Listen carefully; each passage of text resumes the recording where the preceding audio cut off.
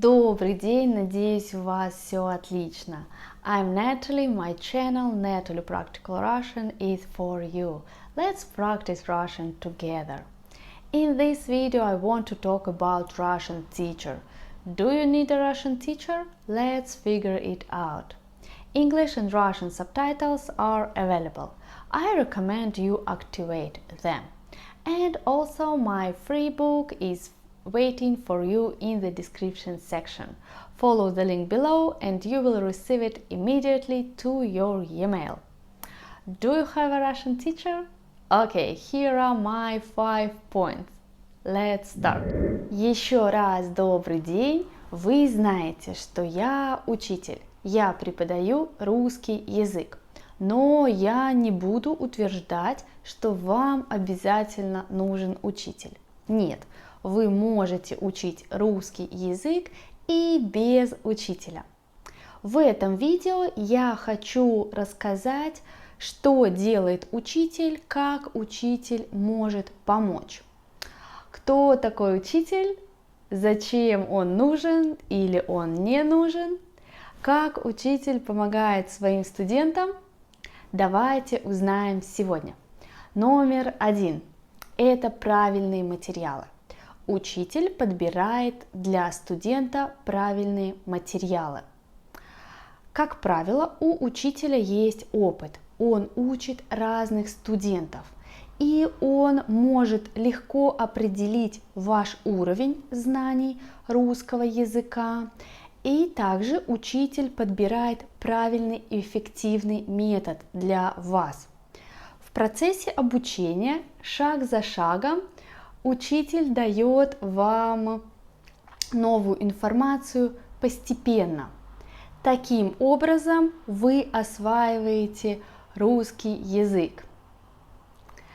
Да, вы не тратите время, чтобы искать правильные материалы. В этом случае учитель подбирает материалы для вас. Учитель – это человек, который знает русский язык очень хорошо, в данном случае русский язык, намного лучше, он знает язык намного лучше, чем вы. И, как я сказала, у учителя есть опыт работы в этой сфере. Номер 2 – это мотивация. Учитель – это дополнительная мотивация. Сейчас я объясню, почему я так думаю. Очень часто нам сложно мотивировать себя делать что-то. Но когда вы знаете, что у вас есть учитель, вам нравится говорить с ним или с ней, и вы знаете, что вы занимаетесь с учителем 1 или 2 раза в неделю, например, у вас нет стресса, вы хотите изучать русский язык. Это дает вам дополнительную мотивацию. Очень часто мы ленимся и откладываем уроки, потому что у нас есть более срочные дела. И я понимаю, у нас есть работа, дом, семья, но когда у вас есть урок по плану, это дает вам стимул, чтобы изучать русский язык и не сдаваться. Номер 3. Возможность вести реальный разговор, говорить по-русски. Самое главное, учитель – это человек, который помогает вам говорить по-русски. Учитель спрашивает вопросы и помогает вам ответить, если вы не знаете ответ. Также учитель подсказывает, как сказать правильно, как выразить свою мысль правильно. Конечно, вы можете искать партнера для разговора в интернете, но в этом случае ваши интересы должны совпадать. Человек помогает вам, вы помогаете ему. Часто это обмен языками. Или вы можете искать партнера и практиковать русский язык вместе. Тоже вариант. Но какая может быть проблема в этом? Обычно люди очень заняты. У них есть работа, семья, дети. И, например, у партнера не всегда есть время изучать русский язык, или у него недостаточно мотивации. Это тормозит ваш процесс. Или обратная ситуация, ваш партнер готов изучать русский язык, практиковать русский язык довольно часто, но у вас не хватает времени, у вас нет возможности изучать русский язык часто. В этой ситуации у учителя всегда есть время и интерес помочь вам, потому что это его работа, его жизнь, его страсть.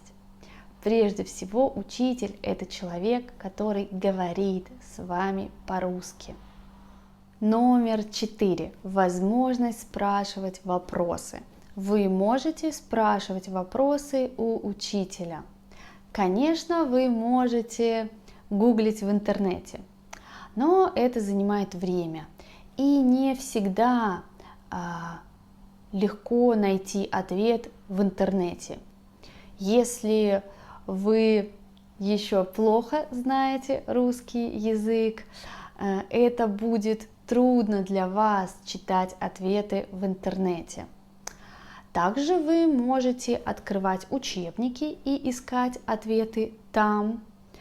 Но обычно в учебниках есть база, грамматика. Вы не сможете найти ответ, почему русские люди используют эту фразу, например, а не другую, потому что это разговорный русский. Обычно учитель знает ответ. Также вы можете спрашивать других студентов.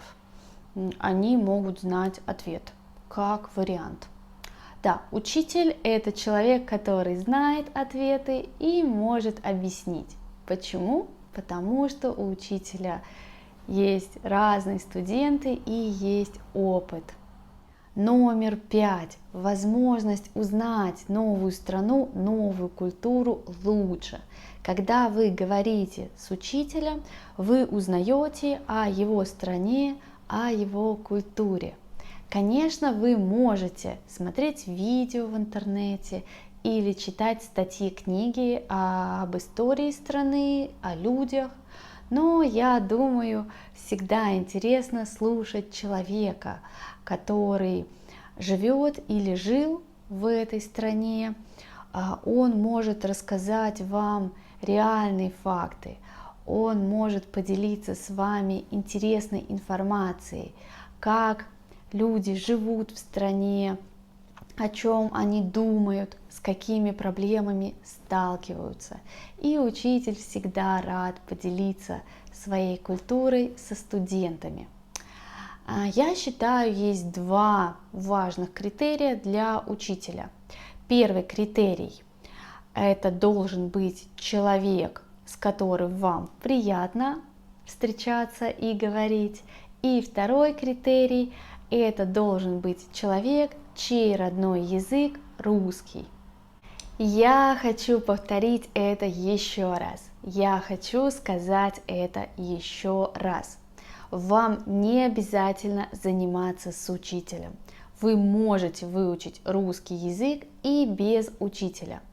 Без учителя вам надо делать эти 5 пунктов самостоятельно. Но это реально. Первое – это искать правильные материалы.